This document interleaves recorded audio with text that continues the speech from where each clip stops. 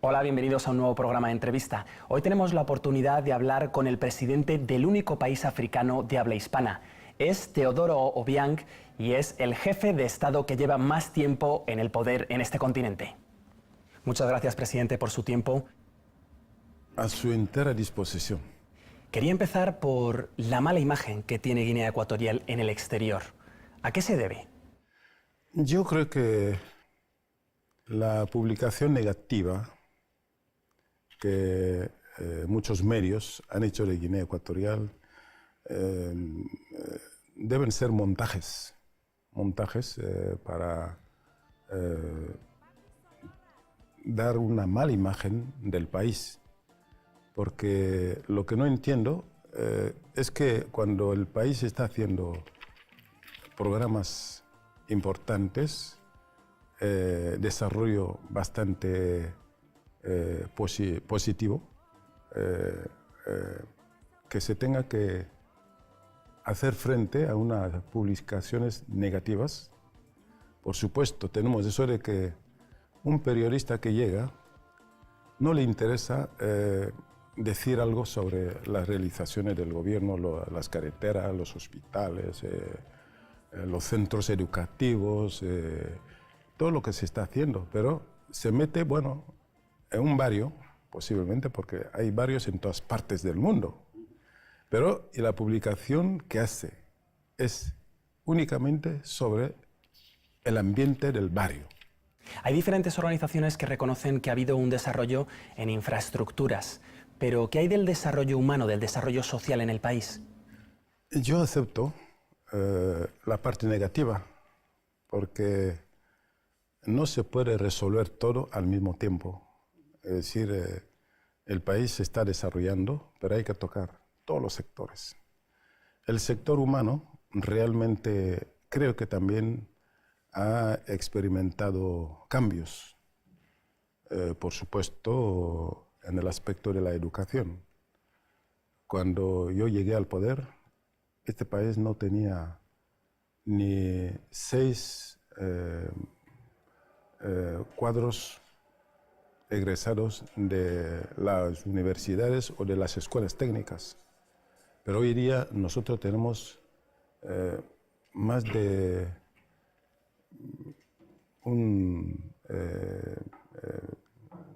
más de 1000 cuadros profesionales que hoy día son los que están trabajando en el país. El gobierno tenía muchas dificultades, adolecía de cuadros profesionales, pero hoy día ya tenemos prácticamente muchos cuadros profesionales. Incluso el reclutamiento está resultando insuficiente, es decir, que tenemos unos cuadros que están sin ocupación. Y estoy preparando una conferencia para ver cómo se puede absorber todos los cuadros profesionales egresados de las escuelas superiores, de las universidades, para que por lo menos no se queden en la calle. Pero en sanidad, ¿qué hace falta en concreto, por ejemplo? En el aspecto de la salud, evidentemente hay dificultades, como las hay en todas partes del mundo. Pero sin embargo, Guinea Ecuatorial hoy día cuenta con unos hospitales de referencia que no tienen nada que envidiar con un hospital de países desarrollados. Es un aspecto para mí positivo, pero todavía tenemos deficiencia de cuadros en el sector. Por eso todavía contamos con la asistencia técnica. Tenemos asistencia técnica cubana. Estamos reclutando profesionales de salud para que así nos asistan en los hospitales. Eso con la financiación del gobierno. Eso es una manifestación de querer mejorar la situación de salud del país. Por ejemplo, en lo que respecta a la lucha contra el paludismo, hoy día Guinea Ecuatorial es líder de la lucha contra el paludismo porque estamos erradicando el paludismo. Ha sido resaltado ese aspecto en las organizaciones internacionales sobre el esfuerzo que está haciendo el gobierno de Guinea Ecuatorial. Yo creo que es un aspecto positivo. Tuvimos la oportunidad aquí de tener una rueda de prensa con diferentes ministros y el ministro de Energía decía que quizá una de las responsabilidades del gobierno es que no ha mostrado a la comunidad internacional la verdadera fotografía, la fotografía que debe ser.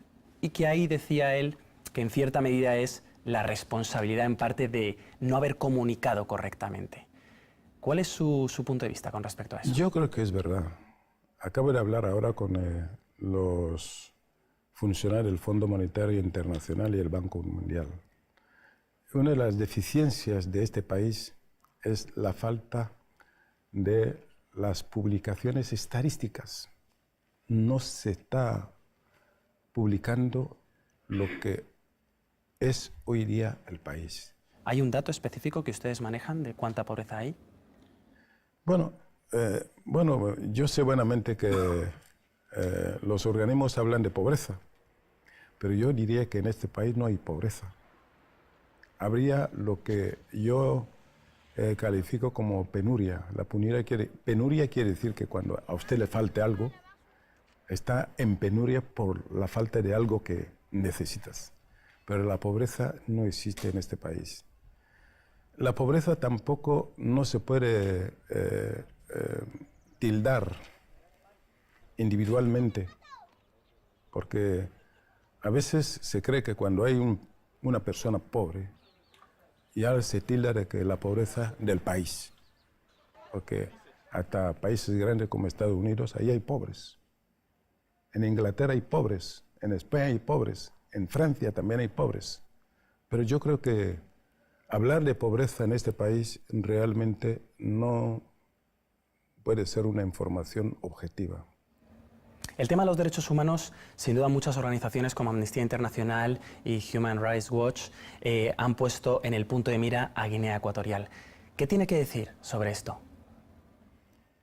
Bueno, no puedo certificar la posición de las organizaciones internacionales que hablan de que no existe libertad de expresión en Guinea Ecuatorial. Entre comillas, libertad de expresión. Expresión del exterior o del interior, porque yo creo que hay una total libertad de expresión en el interior del país, porque están las fuerzas políticas, están los partidos políticos, hacen el proselitismo y nunca ha habido, digamos, represión en ese aspecto. Claro, yo creo que son campañas que yo podría calificar como sensacionalista para manchar la imagen de Guinea Ecuatorial. Aquí se hacen campañas políticas, electoralistas, y se habla de todo. Y ninguna persona ha sido perseguida por su expresión, por lo que diga.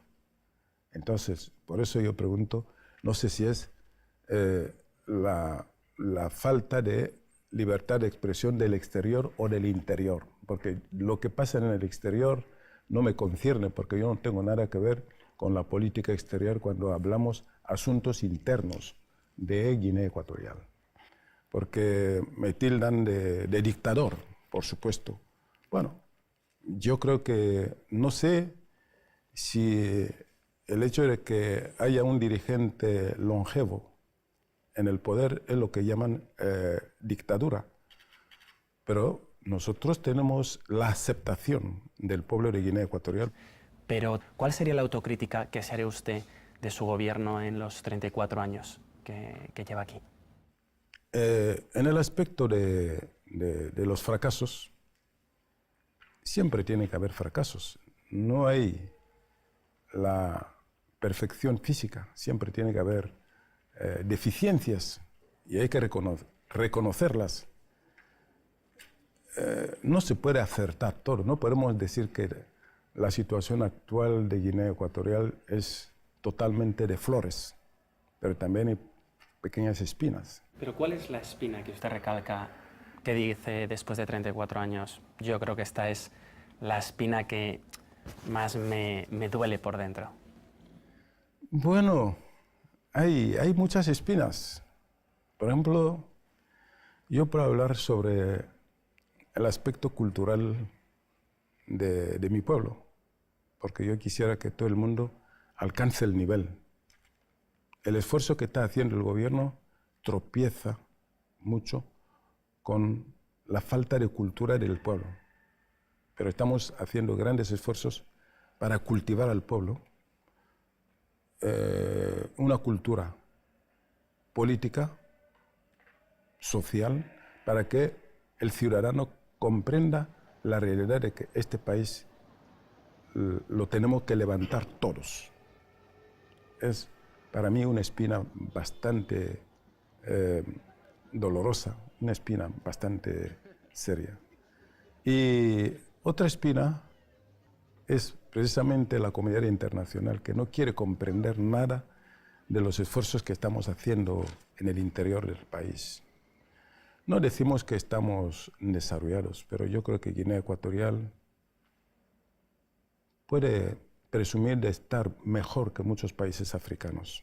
Incluso creo que podemos llegar a ser referencia para la posibilidad de desarrollo de otros países africanos. Hace solo unos días usted mencionaba que Guinea Ecuatorial ya no tiene que mendigar. ¿Hasta qué punto es cierto? Bueno, no quiero confirmar la afirmación de que Guinea no tiene nada que pedir. No podemos considerarnos autosuficientes en materia de desarrollo. Queremos recibir el apoyo internacional. Cuando mi gobierno llega al poder, este país era lo peor de todo el mundo. Era lo peor de todo el mundo. Incluso no teníamos posibilidades para hacer salir el país hacia adelante.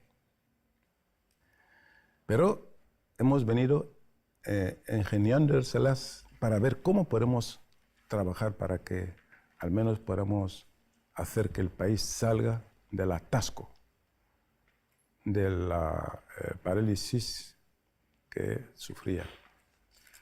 Ese fue nuestro primer interrogante. Entonces, con esto empezamos a trabajar. Y hubo situaciones bastante, digamos, lamentables. Por ejemplo, la situación de petróleo. Durante 10 años estuvimos haciendo las prospecciones petroleras con algunas empresas. Y al final expresaron que Guinea no tenía petróleo. Yo recuerdo la famosa palabra que yo dije, que me sorprendiera que la naturaleza fuese injusta.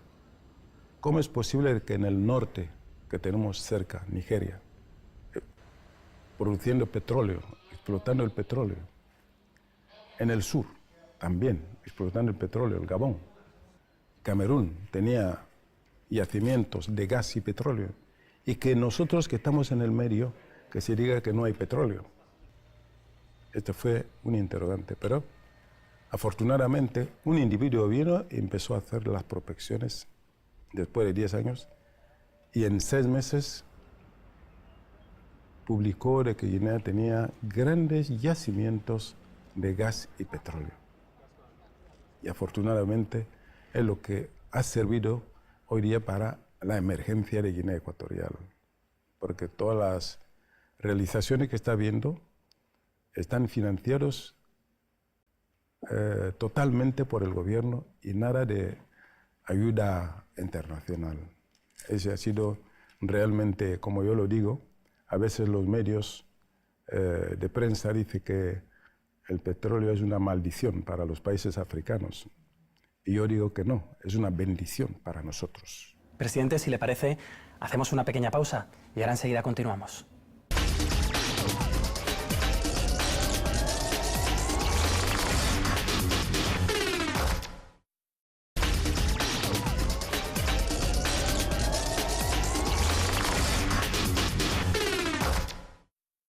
Ya estamos de vuelta con el presidente de Guinea Ecuatorial, Teodoro Obiang.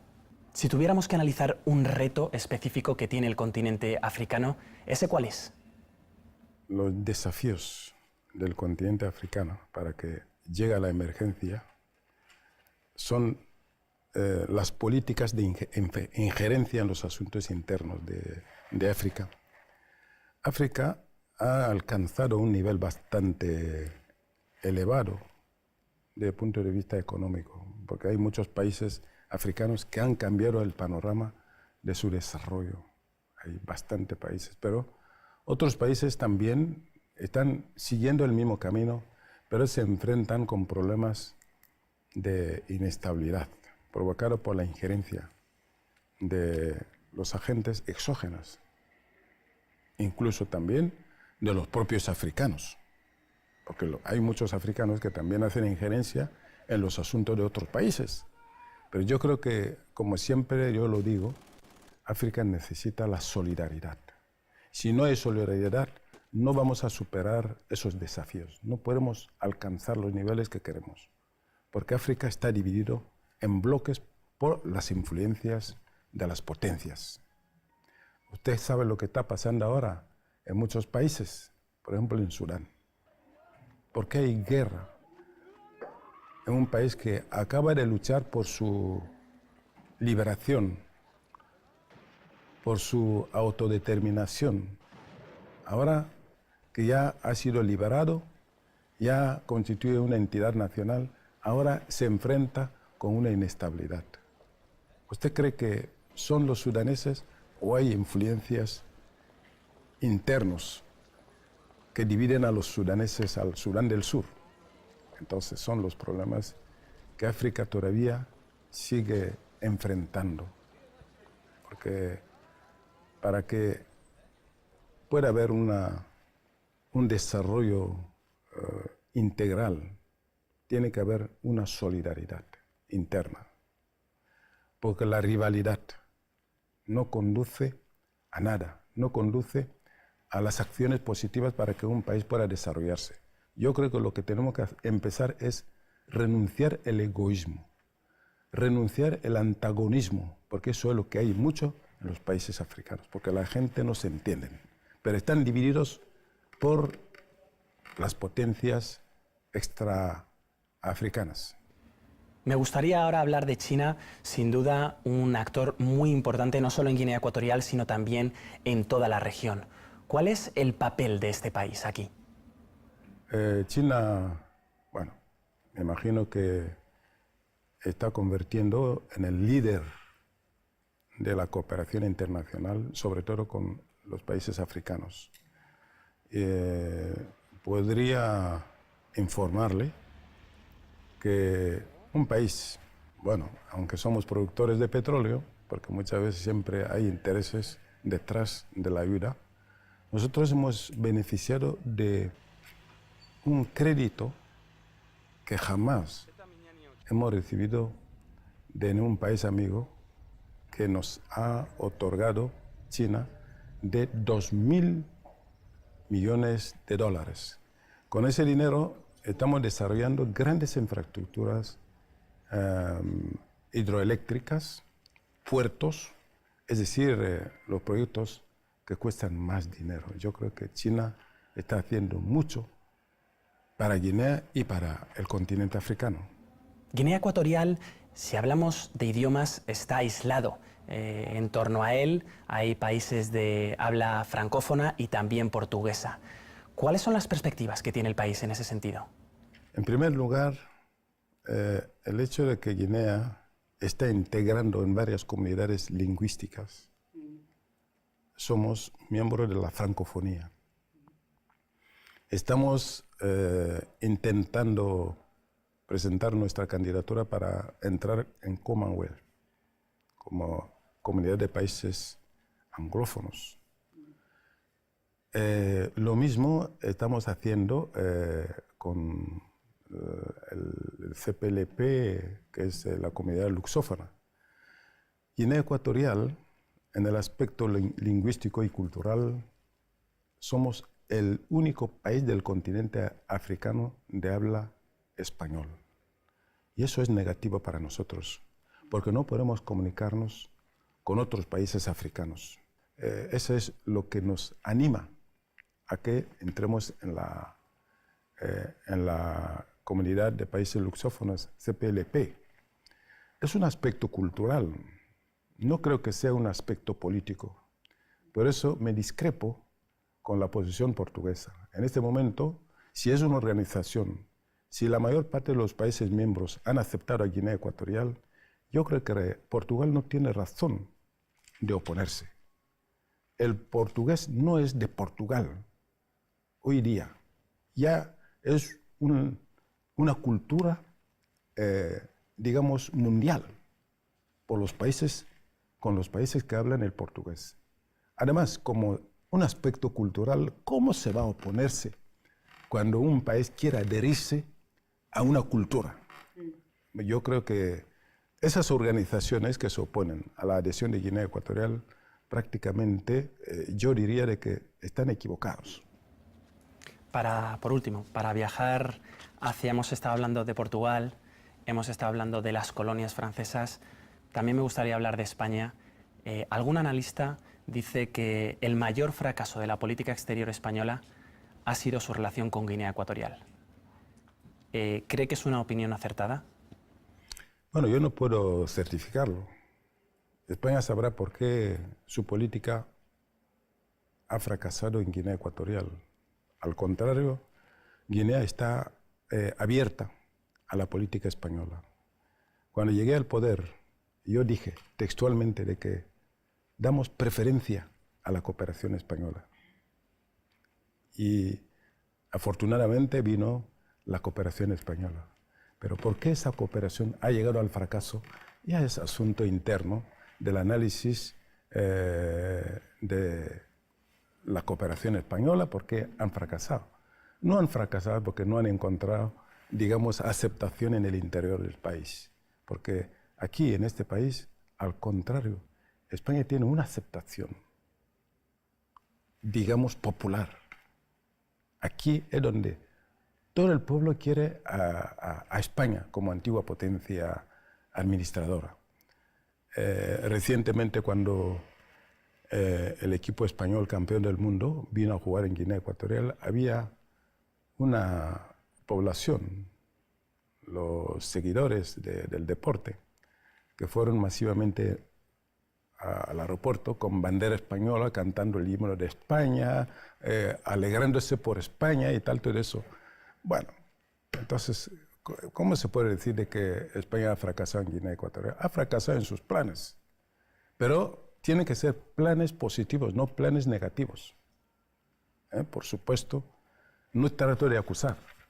No sé si usted sabe de que este país sufrió una tentativa mercenaria de el hijo de Maiter, ¿cómo se llama? Thatcher, con algún barón libanés, con unos sudafricanos, pero ese plan se tejió en España, desde España, porque tenemos antecedentes. Y cuando se llegó la fecha para ocupar Guinea Ecuatorial, los mercenarios afortunadamente fracasaron, porque fueron arrestados en Zimbabue. Las dos flotas españolas, dos buques españoles ya estaban en las aguas territoriales de Guinea Ecuatorial sin la autorización del gobierno. Usted puede imaginar por qué estuvieron. ¿Por qué? Eso es la pregunta que hago. ¿Por qué estuvieron en las aguas jurisdiccionales de Guinea Ecuatorial? Son aspectos que ellos pueden calificar como fracaso, porque posiblemente esperaban de que habría éxito para intervenir y apoyar a los mercenarios. ¿Es un fracaso, sí o no? Esa pregunta habría que hacerse al gobierno. Se lo hago a usted, que me hace la pregunta. Yo es que más bien soy periodista, yo más bien me dedico a preguntar más que a responder. Muy bien, pero a veces también la pregunta puede venir en la parte contraria. Usted también tiene que asumir la responsabilidad. Está bien, está bien. Yo asumo la responsabilidad como periodista. Exacto, como provocador de la pregunta, ¿no? Exacto. El autor de la pregunta. Espero que sea más como autor que como provocador. En cualquier caso, muchísimas gracias por su tiempo. Pues con esa pregunta que queda para el gobierno español lo dejamos. Será hasta la próxima.